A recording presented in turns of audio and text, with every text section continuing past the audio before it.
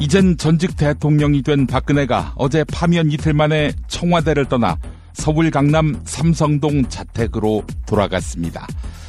불복할 뜻을 강력하게 시사하며 말이죠. 민주당, 국민의당은 반발하고 있습니다.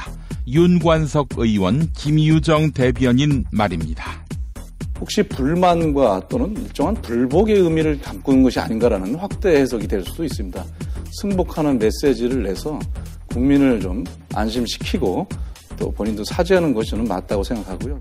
탄핵 반대 집회 사망자가 3명으로 늘어나고 단 한 번만이라도 잘못을 인정하고 화합의 메시지를 내놓을 것을 촉구합니다. 박근혜에 대한 조사를 준비 중인 검찰 특별수사본부가 주말에도 기록 검토 작업을 이어갔습니다. 3월 안에 박근혜에 대한 조사를 진행하고 늦어도 대선이 있는 5월 이전에는 기소할 것이란 전망이 법조계에서 지배적입니다.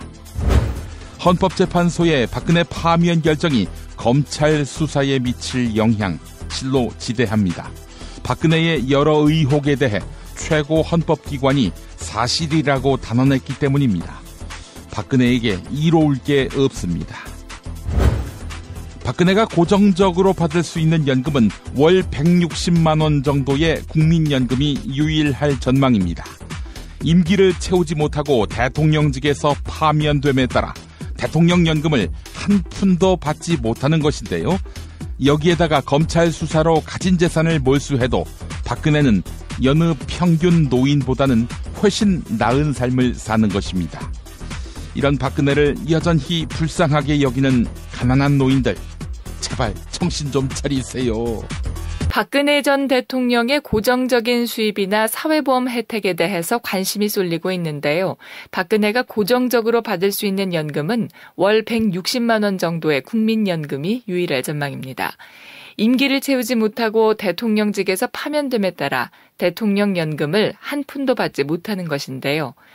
또한 박근혜는 4선 국회의원이지만 국회의원 연금도 받을 수 없습니다.